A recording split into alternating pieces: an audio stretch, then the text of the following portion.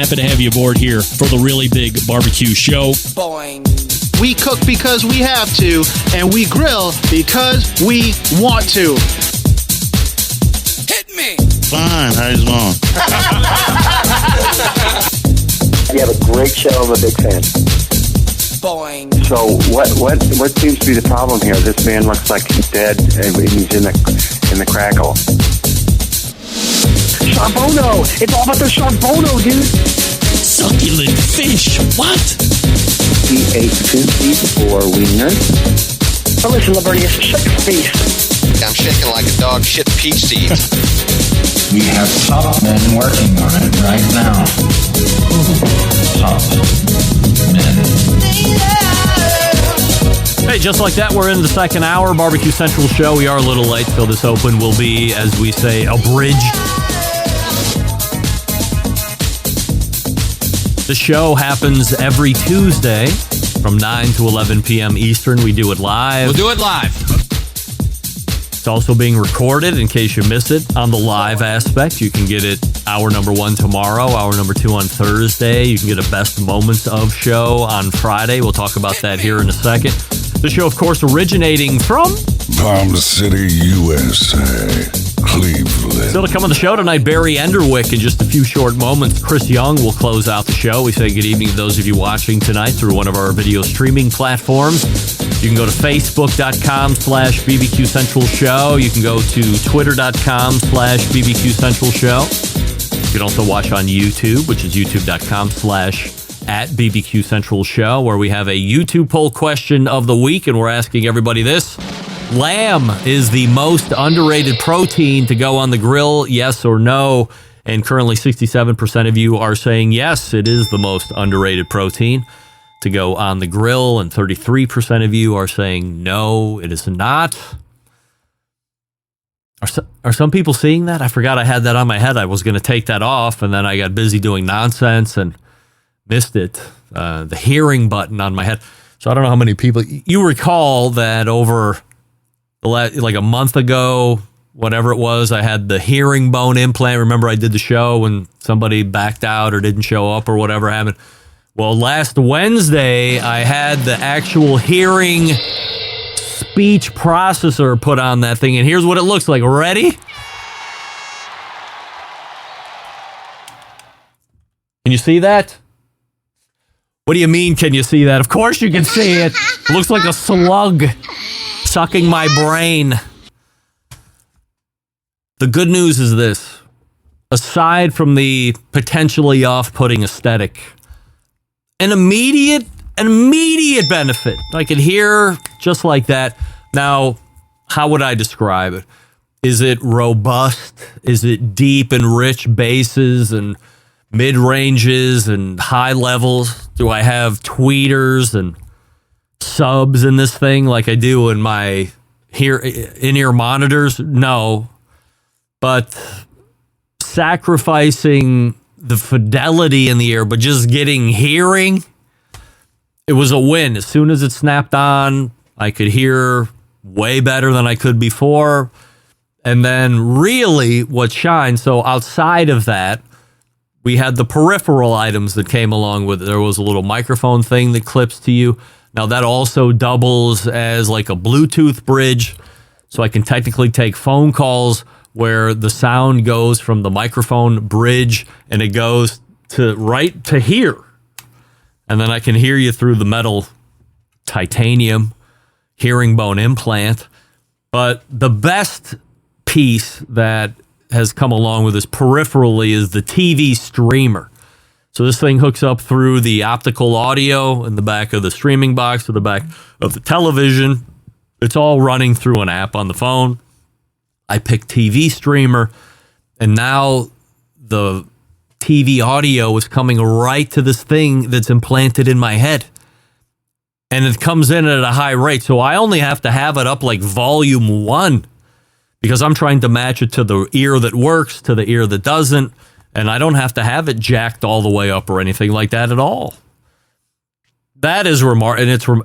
And I can leave the room. So before, like we're watching the Cavs game, for instance, I leave the room. I got to take a phone call, got to go take a leak, what have you.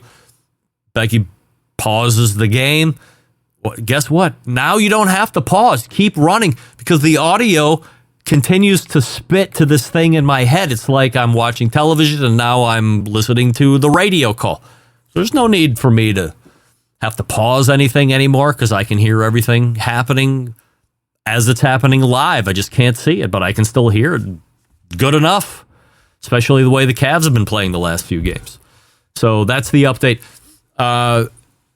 Episode 332 this coming Friday, Best Moments Show, featuring first ever studio guest in the show, my dad, the air boss, Bill Rempe. So stay tuned for that.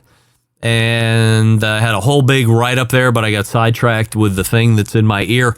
And then, of course, don't forget that the new season of the Famous Dave's All-Star Barbecue Challenge Series starts in 19 days. As I mentioned with Mike McLeod last segment, 2 events that kick off the opening weekend of May 18th. Fresno, California, and there were spots open, as I checked earlier today, but Union Gap, Washington is currently full, so you can't get in there. And remember, not only teams have the opportunity to win cash prizes, the GC and RGC win bids to the barbecue portion of the 2024 World Food Championships in Indianapolis, Indiana. WorldFoodChampionships.com/allstars is the place that you want to go to get all your World Food Championship Famous Dave info. The Sandwich Man, Barry Enderwick, is ready to go. We will get to him here in 1 second. Before we do that, I'm talking to you about our pal Aaron Franklin and his brand of barbecue pits. These are the backyard versions of the famed pits built by Aaron Franklin for his renowned barbecue restaurant in Austin, Texas, Franklin Barbecue. Built for those purists who want to take their craft to the next level. And what you have with the Franklin pit is a deeply thought out and refined version of the old propane-style cooker that he uses at his restaurant. Stylistically, it reflects the kind of bare-bones industrial handmade aesthetic that he loves, like the patina and the way the build allows you to see the welds and craftsmanship. Now, the schematics of a Texas off-style pit are relatively simple, even if the things that happen inside reflect complicated dynamics of physics and chemistry. There's very few moving parts. Numerous and massive differences divide the Franklin barbecue pit and the average barbecue smoker sold at the barbecue store. For one, much of the challenge of building and shipping these pits come from the thickness and the weight, but also much of the value. Cheap smokers are made from thin metal. Not only does cheap metal tend to warp and crack when sustaining the kind of high heat you need to make great briskets, but especially on cold days like we've had here in Cleveland for the last 6 months, the thinness of the metal just sheds the heat, struggles to maintain consistent temperature. That's nonsense. The Franklin pit, primarily made with 1/4-inch thick American-made steel, that's strong. Anything that sees heat, engineered to be incredibly solid, should hold heat and last for more than a century if cared for properly. You can find them at specialty retailers nationwide, a growing dealer, of course. If you, the listener of the show, own a store and you wish to become a Franklin Barbecue Pit dealer, you can visit the website, franklinbbqpits.com, and fill out the dealer form. If you're a listener that wants one, but you don't have a dealer near you, you can buy one on that website, franklinbbq.com. Purchase Franklin Barbecue Pit, and it ships right to the bottom of your driveway. Accessories, too, if you want them. Rubs, books, such. But it's either way. You either want to become a dealer or you want to become a customer, and you go to the same website, franklinbbqpits.com. That's franklinbbqpits.com, and we are back with our pal Barry Enderwick right here. Stick around, we'll be right back. You're listening to the Barbecue Central Show.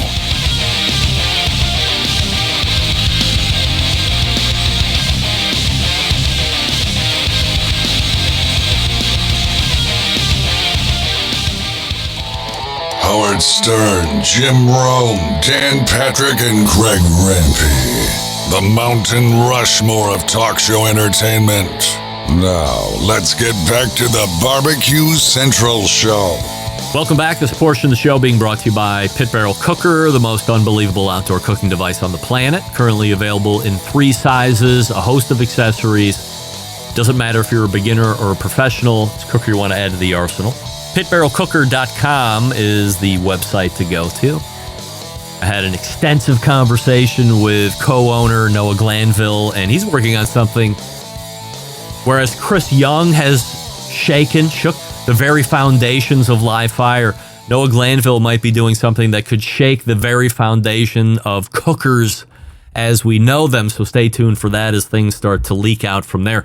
Leading off the second hour, a man who is an expert in sandwiches, all types, all sizes. He's making them, eating them, plussing some of them up, and rating them. You can follow along on his Instagram account, or you can go to his website. We welcome back our pal and creator of Sandwiches of History, Barry Underwick. Barry, we have a YouTube poll question of the week that we're asking everybody, including all guests, which is you. Oh boy. Lamb. All right, bring it. Lamb is the most underrated protein on the grill. Yes or no? Well, I mean, lamb is fantastic on the grill. I don't know if it's underrated. I mean, let's put it this way. If you've not had grilled lamb, then yes, it's underrated. But if you've had it, there's no way it's underrated. So we're going with yes or no? Oh, come on now. I'm going to say no. It's not underrated. Of course, 36% of the voting public agree with you, Barry, that it is not underrated, and 64% of us are saying yes, it is underrated. Even if you've had it and you had it again, you're like, wow, it's still that great. It's underrated. Where I feel like a great steak, I'm like, yeah, it's a great steak. But every time I have lamb, I'm like, oh my God, it's just as good as like the first time all over again. So underrated in that way. Got it. Yeah, Got that's it. what, okay. That's the way I'm inferring my question that I wrote for everybody else to then infer on their own. Look, before we get into sandwiches that you've recently attempted, where does the catchphrase "ago" come from?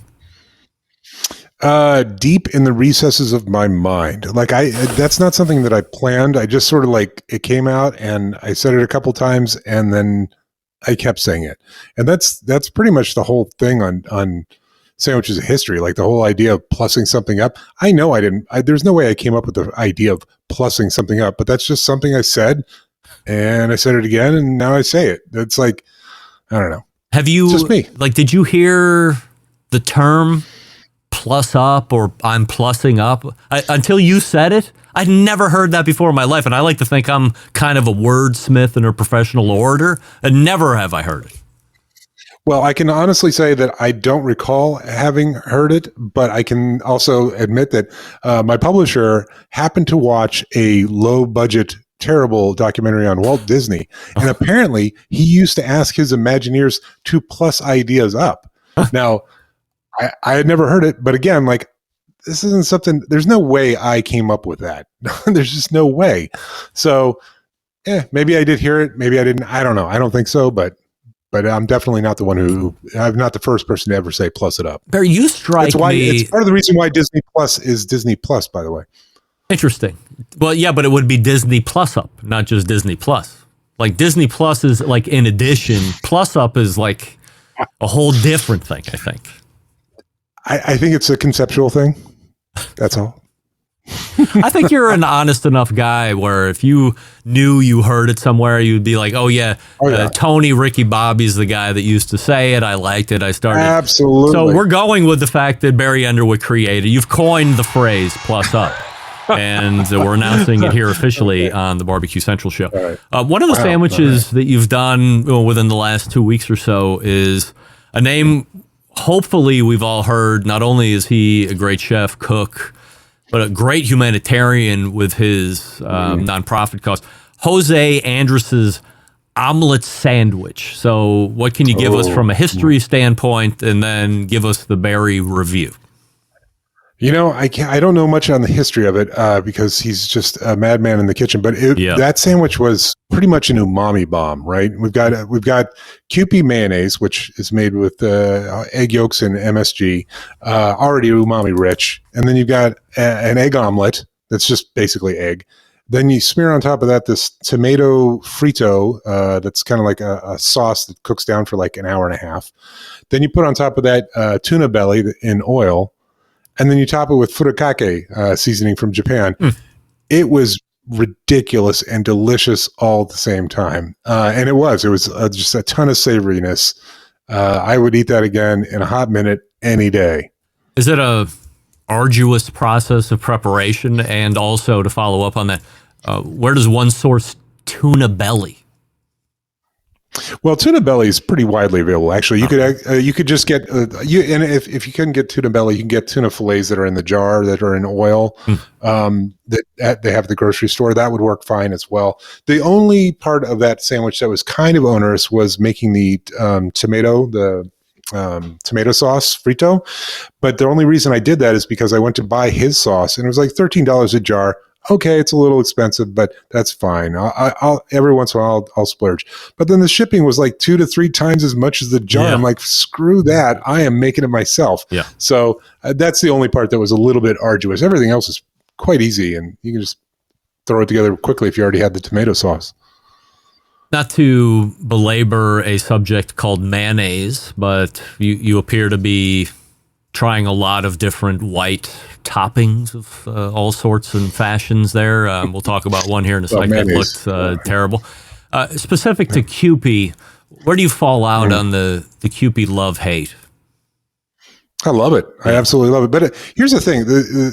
I get a lot of comments where folks are like, this is the best mayonnaise, bar none. And it's like, not every mayonnaise is right for every application. Kewpie's got a lot of umami. It's pretty rich.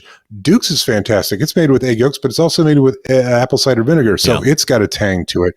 And so for me, it's not just there's one mayonnaise to rule them all. It's what is the right mayonnaise for the application. So I dig mayonnaise. I just, all kinds of mayonnaise. Probably have 2 or 3 on hand at any given time. When you're looking at a sandwich recipe and it's calling for mayo, are you now, because of what you just explained to us, are you looking at the individual ingredients and saying, I'm going to reach for a Hellmann's, or I'm going to reach for a Duke's or a Kewpie, and that's what I'm using because these ingredients are telling me to use this? So if I'm doing a recipe from a recipe book, and let's say it's 1920 something, and it's calling for a mayonnaise, I'm just using a regular straight up mayonnaise. I'm not going to use Kewpie. I'm not going to use Duke's. I'm not going to use anything that has any particular characteristics that make it outside the norm of a regular mayonnaise, because that's probably close to what would have been used back then. But if I'm making for International Sandwich Sunday, for example, if I'm making a sandwich that's from Japan, I'm busting out the Kewpie mayonnaise. Yep. One of the other sandwiches that you made that I found to be, you read the name and you're like, what else could be in it? But there was other stuff in it. The lettuce sandwich, circa everybody's birth year, 1900. What did you like or not like about the sandwich? What did I like about the sandwich? I like the name. It's very straightforward. It's very simple. It's also a lie, which I don't like, because the main ingredient was not lettuce. It was peanut butter and this just terrible mayonnaise-like dressing that they had you make. And on Sandwiches of History, I follow the recipe as written. And so I get lots of people like, you should have done this. You should have done this. It's like, I know that. I'm following the recipe as they wrote it. Right. That's the deal. And it was disgusting. And the peanut butter. Why was peanut butter in a lettuce sandwich? Why was the mayonnaise dressing and peanut butter in a lettuce sandwich? Lettuce was the least pronounced thing about it, and yet it was called a lettuce sandwich. 1900. Bad year for sandwiches. I'm looking at you making this step by step, and as you lay the bread out and then the peanut butter goes on, immediately my head's like, wow, like where could we possibly go from here? I thought I was going to see lettuce and then the top go on it, and you're like, oh, it's a lettuce sandwich. So peanut butter and a light dusting, or as you said, a whisper of peanut butter. And then whatever the hell that homemade mayo sauce was. I saw that and I looked at it and I said, well, this is where it goes extremely bad. But geez, that was you went into the ditch there. You will just pound right through it. You looked completely not unnerved. You looked confident, and you stood right there and you put it in. You're like, wow, this sucks. And I was like, well, what? I would have been way more trepidatious just because of what was there on the mayonnaise side of it. But you just soldier right through. I tend to embrace the concept that comedians use of commit to the bit, commit to the bite. And so it's just like, you got to try it. You made it, try it. And sometimes I've been surprised where I thought something was going to be not great and it turned out to be pretty good. So let's talk about, as we had mentioned, the term that you coined that we've officially announced tonight, the plus up process. So regardless of the sandwich you're eating, are you immediately thinking about how to make it better or potentially better? Or are those first few bites one of those things where you're like, this is good on its own? Or is there a more deliberate process to figure out what ingredients might enhance the overall Sando experience? Yeah. So the origins of plussing it up, when I first started Sandwiches of History, I wasn't doing that. But I found that there were several sandwiches that I was tasting, and it's like, you know what, with just like an ingredient or two, this could actually be something I'd want to eat again. So the concept is make sandwiches as written and then plus them up for the modern palate. But usually, probably about 99% of the time, I think about plus ups when I read the recipe itself. I'm like, oh, it'd be interesting to try here is this. And I'll write it down. And that might change between the time I plan the recipe and actually shoot it. Often not. But there are times when I have to actually taste the sandwich before I can even think about what might be possible. So it's a little combination, but mostly I read the recipe. I'm like, ooh, I think I know what will work here. What's your, rate yourself as a foodie? What's that? Rate yourself as a foodie. Where do you rate myself? Yeah. Where do you think you are? What's my scale? Are you, do you fancy yourself a foodie? Do you think you're really good at cooking? Do you go to restaurants and nitpick like a shithead, or what's your level of foodieism? I was going to use a completely different word. I totally do. Yeah. Right. No, I mean, yes and no. I'll go to a Michelin star restaurant and if it's fantastic, I will enjoy the hell out of it. I love cooking. Do I think I'm great at cooking? I don't know. Sometimes I suck. I am definitely curious. I want to try stuff, whether that's flavors, textures, cuisines, cooking techniques. So, foodie feels like if you call yourself a foodie, it almost feels like you're a dilettante. Like you're like, oh, I'm up here and those people are down there. And I like great food. I like great wine. I like great beer. I like great, craft cocktails and things like that. But I also like, peanut butter and dill pickle sandwiches. I like a good hot dog. So I'm not precious about food, but I am very curious about food. If you look back over the history of sandwiches that you have plussed up, are there 2 or 3 ingredients that you found that you reach for the most in a consistent basis, or is it all over the board? I can tell you right now that most sandwiches could be plussed up with bacon, which is why I have to kind of be judicious about using that as a plus up, because then it'd be just Sandwiches of History plus bacon. But I tend to gravitate towards a little bit of heat. And I also tend to gravitate towards texture. So if I can add a little crunch to something that needs crunch, or if I can add a little heat to something that I think needs heat, those are the things I'll do. Spice blends are also a go-to, like a 5-spice or Chinese 5-spice or Old Bay or J.O. spice, or like Ras Al Hanout. Like all these different warm spice blends work well with different sandwiches. So I tend to kind of lean that way, but every once in a while, you got to plus it up with like lettuce and the seasoned tomato. Do you have local restaurants, eateries reach out to you and say, hey, Barry, we love what you're doing on Sandwiches of History.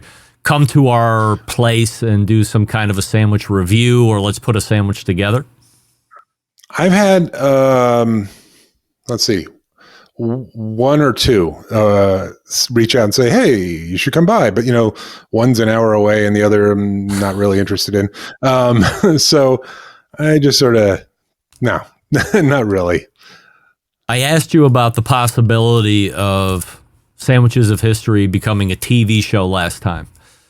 What about Sandwiches of History, a book? Is that a better possibility or no? That's not just a possibility, my friend. That's actually going to happen this fall. Really? Slated to come out on, Sandwiches of History, the cookbook, will be out either the first week in November or in October. And I'm actually working on trying to put together potentially a event tour in support of it. Right now, slated specifically for New York, Chicago, and one other city, but I'm not 100% sure yet. And we'll see. I've got a lot of work to do to see if that can even happen. But yeah, the cookbook is coming out this fall. Not to ask the stupid question here, but are the recipes in this cookbook your favorite recipe or sandwiches of history that you've done, or what's the construct here? Yeah, so they're not all 10s because there aren't that many 10s from the old cookbooks, but they're a good representational sample of interesting sandwiches across different categories. Like they're broken into like tea, snack sandwiches, sweet sandwiches, savory sandwiches, international sandwiches. And I've gone through and made them so that you can make a sandwich, because most of these old recipes are like makes 12 sandwiches. And it's like, well, that's not very helpful for your average person. So let's get it down to one. And then other things like, including measurements, like how much cayenne pepper do you put in, and that sort of thing. So just going through, kind of updating the recipes, modernizing them, including plus up ideas. There's a few deep dives on condiments like ketchup, mustard, and mayonnaise in the book. And there is one Sandwiches of History original sandwich in the book. Oh, and a few recipe remixes as well. Do you have to go back and ask for rights or anything, or are recipes pretty much precluded from any of that nonsense? Recipes are not copyright protected. So someone could copy a recipe that I have in my book, and that's fine.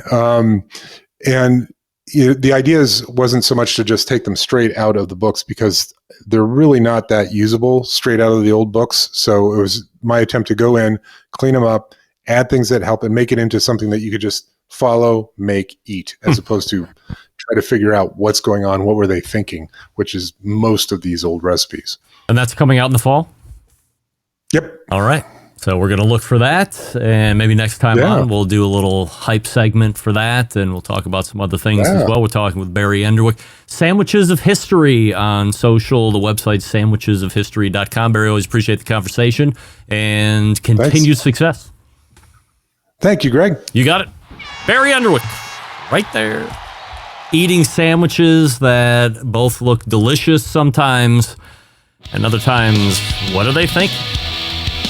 The lettuce sandwich with ingredients of lettuce and peanut butter and some homemade attempt at mayo that was loose and watery, which is not mayo. Somebody looking to take down the very foundations of if you should rest a steak or not is ready to join. Before we get to him, I'll talk to you about Big Papa Smokers. Listen up, gang. Our friends over at Big Papa's have something special for you, the listeners of the show. Whether you're a seasoned pitmaster or grilling newbie, Big Papa Smokers, your one-stop shop for all things barbecue.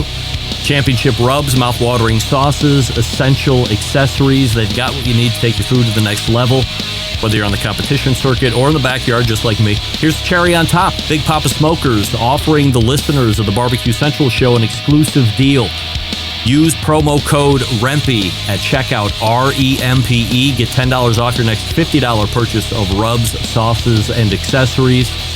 If you could imagine the possibility, that means taking Big Papa's sweet money and putting it on your ribs, or Big Papa's Desert Gold and putting it on your chicken, or better yet, pick up Double Secret and put it on your steak. Head on over to BigPapaSmokers.com and start shopping today. And don't forget to use the code REMPE at checkout, REMPE, and claim your $10 off your next order of $50 or more. Big Papa's got a full line of recipes at cookingwithbigpapa.com. So if you're looking for ideas, go there. Follow them on social as well. Chris Young joins us next. Stick around. You're listening to the Barbecue Central Show.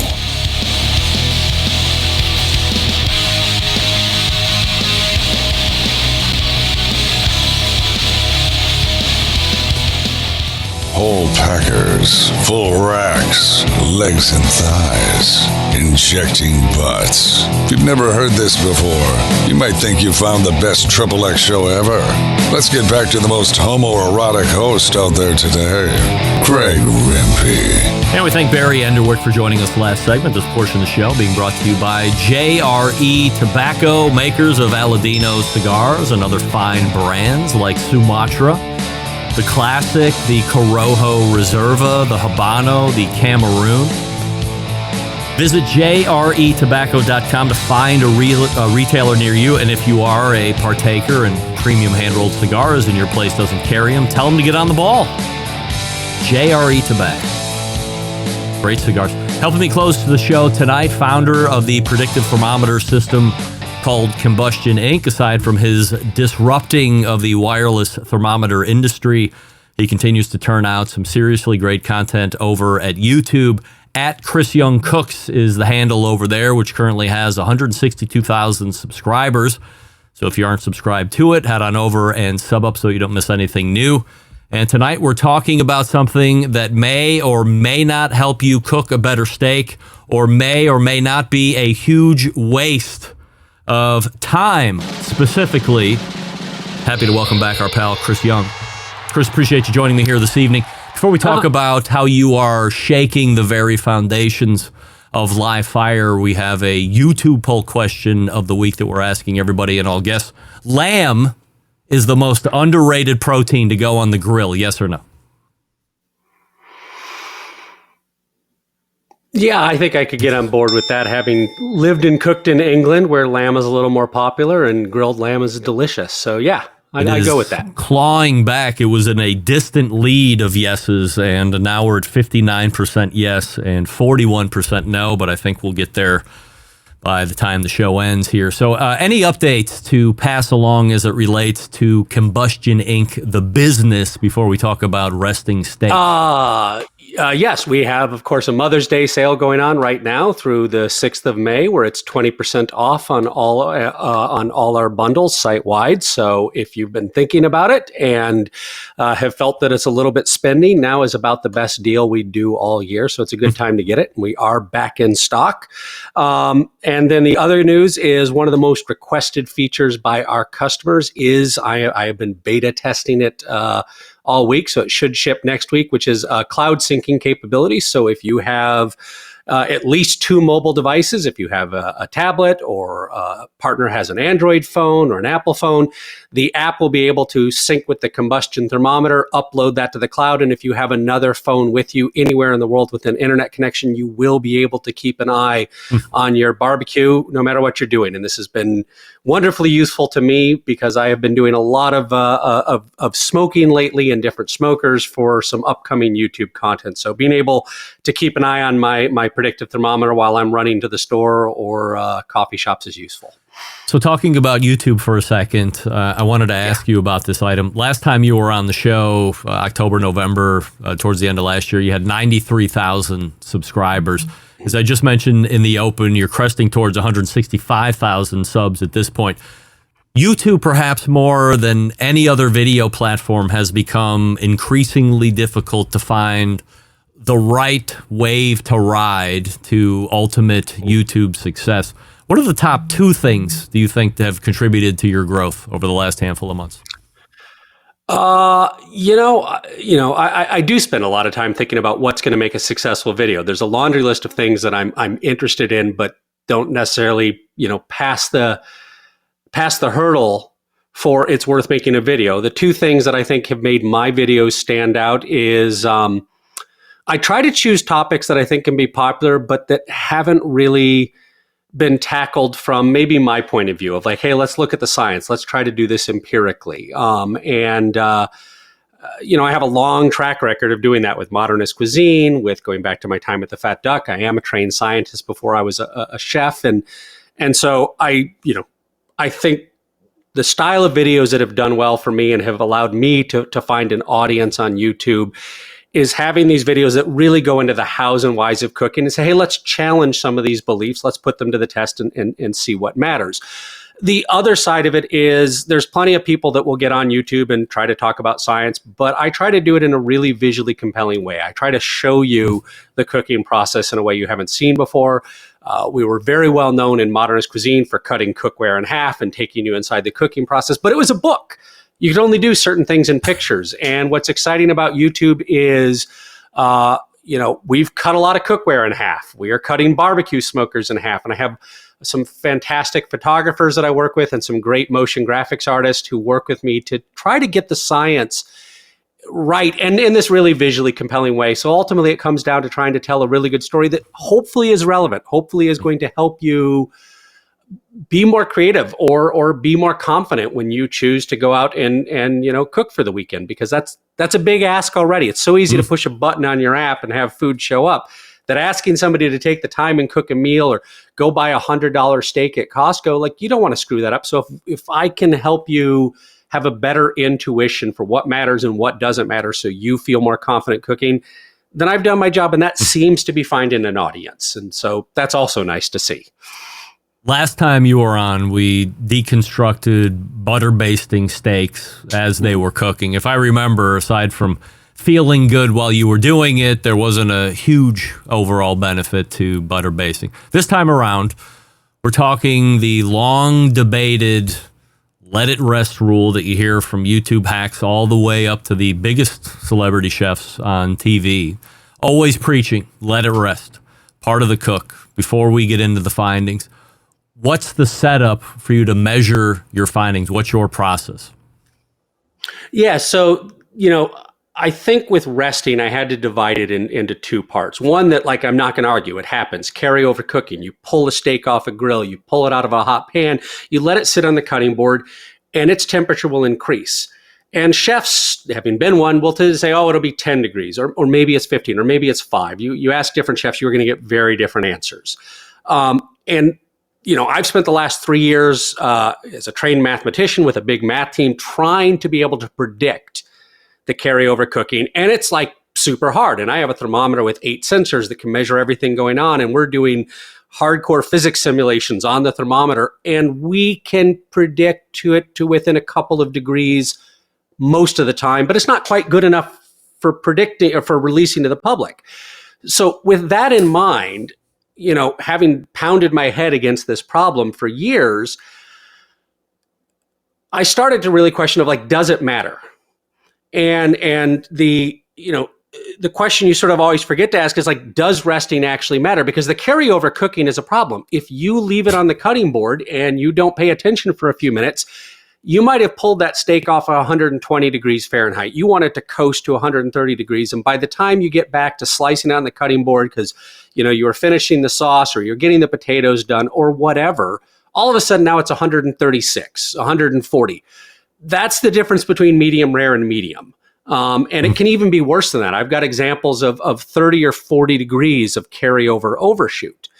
So, with that in mind, I basically wanted to say, well, the only reason that you can really say you shouldn't just start slicing into it as soon as it hits the doneness you want to stop the carryover in its tracks. Like when you do that, when you slice it, the evaporative cooling, the steam leaving, just a couple grams of steam leaving is going to drop the temperature and stop any more carryover rice. So why not just slice it when it hits the doneness you want? I mean, it's pretty easy with the thermometer to keep an eye on the temperature. And, it's 130 now. I better start slicing it on the cutting board. Well, the theory that many people share is, well, you're going to lose all the juices. Yeah. And, I can make the argument of, well, is it better to let it cook from medium rare to medium? Is that a better trade-off? Personally, I don't think so. At least not for certain cuts of steak. But then, it was actually Meathead, who's a friend of mine, and he said, I don't think, we've done testing, and Greg Blonder's done testing, and we think it doesn't really make much of a difference. And in modernist cuisine, Nathan and I had done some experiments, and we wrote about it, and we had a hypothesis of why it might make some kind of difference. But Meathead basically challenged me to go test it again. So my setup was okay, I have a Breville temperature-controlled induction burner. I can hold my cast iron pan at exactly the temperature I want to for the whole test. Something that I haven't seen anybody else do in their tests. I mean, I'm friends with Kenji. his temperature during his tests were not that controlled. Even Greg Blonder's temperatures were not that controlled. He was doing it on a standard burner. So I had a temperature controlled burner. I have a thermometer that lets me carefully measure the temperature as it cooks. And I basically, weighed the steak before cooking. I cooked the steak, and for one of them, I immediately weighed it after cooking. I let it weigh on the scale, and you could actually see as it rested, the weight dropped a little bit, about 1.5 grams, if I remember correctly, from evaporating steam. Because there is steam leaving, the crust didn't seal it in, and so it's losing a gram and a half. That's 8 droplets of water. But then, I sliced into it, and I used a paper towel to absorb all the juices, and I had weighed the paper towel before, and then I weighed it after. And, what you basically found is you lose about, I'm going from memory here, you lose about 12% of the weight of the meat just during the cooking process. That's the sizzle in the pan, that's juices that end up the pan. You can't do anything about that if you want to cook the steak. You're going to lose some juice just by cooking. Then, I did the resting where I took it off, I rested it, and I had worked it out so that it would rest to exactly 130 degrees. And then I sliced it, and I weighed how much juice I lost.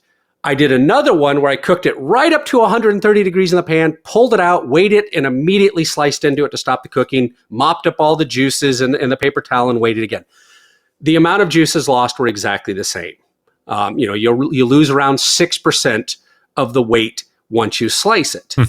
And the physics actually turns out to be pretty interesting. The reason you lose juices is that if you heat water up, water has vapor pressure from steam. There's always some water evaporating, and that creates pressure. And when you cut the slice open, some of that steam pressure from the hot juices is able to push the juices that are nearest to the cut surface out. So when you slice a steak, you create a bunch of new surface area for juices to escape. Right. And if the steak is hot, above about 130 degrees, there's more than enough pressure to push juices near the surface out, which is why resting and not resting doesn't make any difference. You had the same amount of surface area. I sliced them the same way. The steaks were both about 130 degrees, or actually very close to 130 degrees in the surface, or in the center when I sliced them. You lose the same amount of juice. And to me, what that really says is it's not that you should never rest. Certainly people have interpreted this if I'm saying I'd never rest. Like, no, what I'm really saying is pull the steak off, don't stress yourself out that much. Pull the steak off a little bit early, knowing it's going to carry over. But keep an eye on the temperature. And as soon as it hits the doneness you want, just slice into it. You're not going to lose any more juice than if you slice into it after it's rested, but you don't have to let the steak overshoot, because an overcooked steak is really disappointing. So, people are obviously incredibly upset about this. About half the internet agrees, and the other half of the internet is coming up with increasingly implausible explanations of why I'm wrong, no matter, the fact that I did it 6 times, that I showed all my data on the screen. You have people saying, well, Kenji said, and it's like, well, Kenji's retesting it. I know him. He's actually seen my data.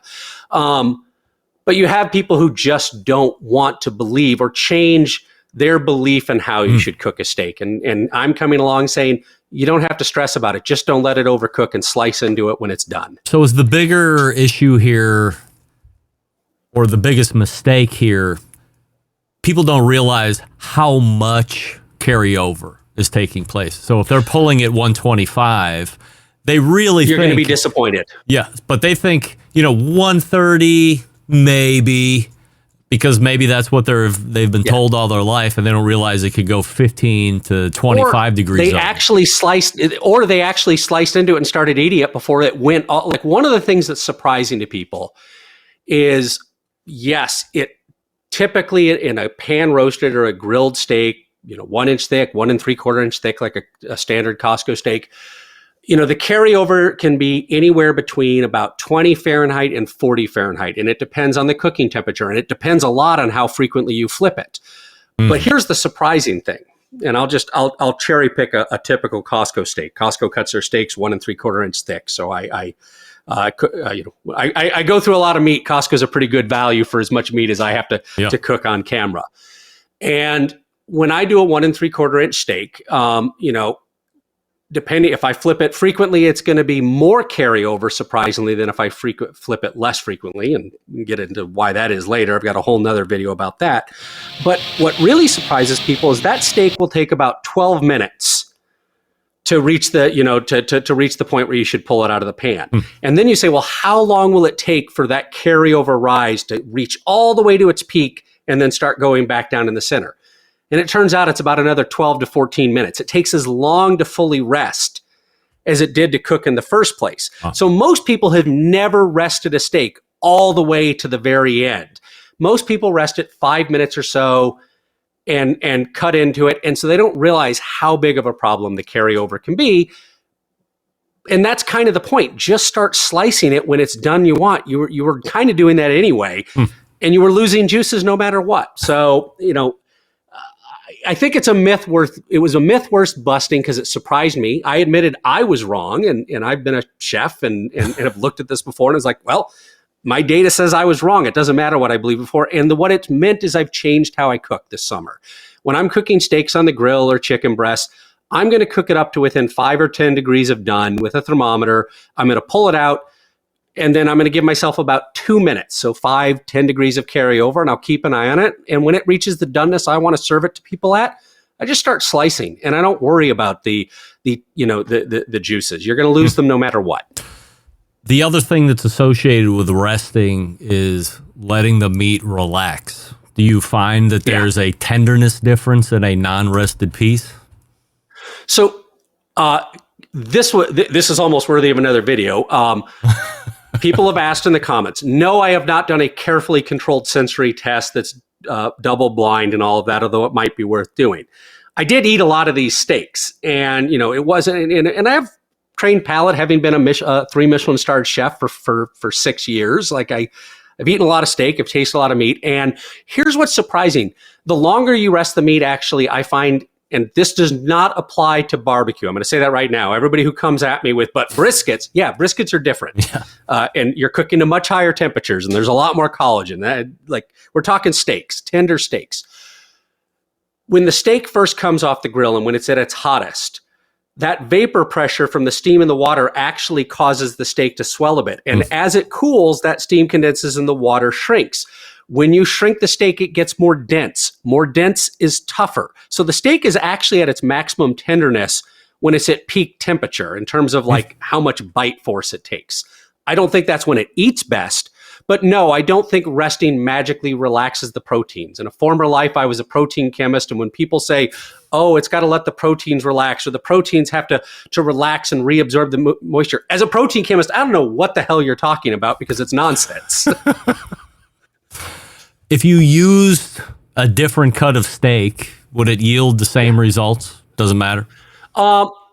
So you would get slight differences in the weight based on the marbling. Dry-aged steaks are going to start off... Dry-aged meat is going to lose less moisture during cooking, even though it started with lower moisture. The moisture that's left in a dry-aged steak is more tightly bound to the proteins. The electrical chemical bonds are stronger. So you won't lose as much during the cooking, and you will probably lose less juice during the resting. So counterintuitively, if you have a dry-aged steak, it starts out with lower moisture, but the end result actually can have higher moisture. A steak that's your typical 2 weeks to 21 days in a cryovac bag, it's going to be wetter. You're going to lose a lot more juices. So the absolute numbers that I show in my video, which were from a filet mignon, the center cut, where I could keep everything very consistent from steak to steak to steak, you will probably get slightly different numbers with a different cut of meat. And if you use 2 steaks that are from different animals, or 2 steaks that, this one's got a big ribbon of collagen and it's not even the same muscle, you'll get different results. And I think this is one of the point. When I look at people who've done experiments and say, well, so-and-so did testing and they didn't find this result, look very carefully at how were they cutting all the steaks from the same muscle and literally the same muscle, and were they neighboring steaks, and were they grouping them together and making sure they were within a few grams of each other? Was the pan temperature controlled? Was the rate that they flipped the steak, which will determine how evenly it cooks, the same? Like the thing I tried to do after Meathead nudged me was to really rigorously control as many variables as possible so that I could be pretty confident. And of course, I rested it on a scale with a paper towel under it. And you have people, oh, well, the paper towel absorbed the juices and prevented them from being reabsorbed. It was about 2 grams of juices in the paper towel during resting before I sliced it. Like, if you tell me you can chow into a 10-ounce steak and you can pick up 9 droplets of missing juices, literally 9 tiny droplets of missing juices, then you probably can pick up if somebody slips a pea under your mattress, you probably feel that too and don't sleep very well. It's like I think there's a lot of people taste what they want into the food, and that's real, right? If you've gone on vacation and had a great bottle of wine while you're on holiday, or maybe you had a fantastic cigar, when you were out on a nice golf course, it was better because of the whole experience. And if you cook the meat and what you believe and your rituals make you feel like you cooked a better steak, then you cooked a better steak. But objectively, it wasn't any juicier. So I feel like this video, if you showed it to 10 chefs who would preach resting, and they actually watched this video all the way through, that still 10 out of 10 chefs would dismiss your findings and say that they feel... And 9 out of 10. I know a few who would be like, oh, that's interesting. All right. 9 out of 10. But they would still say resting is better, and I'm wondering if that isn't speaking to a bigger general problem where you show somebody. I was just having this conversation a week or two ago with Jess Pryles about people that will take chicken out of packaging, put it in their sink, and then proceed to disinfect it with a combination of salt and citrus juice. So it doesn't happen, and you can tell them that, and you can show them that, and then the next time they get a pack of chicken, they're going to do the same thing. So as Jess said, they're being insolent. I feel like there would continue to be insolence in this case as well. Yeah, I mean, I think this is something that sometimes, there's mornings I wake up, check my YouTube comments, and I choose violence and go get into arguments in the comment section. I try to be pretty good about that. Of like, hey, you do you. I presented the data. If you don't want to believe it, that's on you. And look, this is always the case. Most people don't want to change their mind when presented with new data about anything, right? It's a slow process for us to change our beliefs. And one video isn't going to do it. Maybe if Kenji comes out and says, yeah, I was wrong too, and I think Chris is right, like maybe you'll start to get a few more people on the margin change. Like, the nature of science is it's very rare for one person to come along with saying new evidence and everybody goes, oh, well, we've been waiting for this the whole time. It tends to be you've got to hear it from multiple sources, multiple people.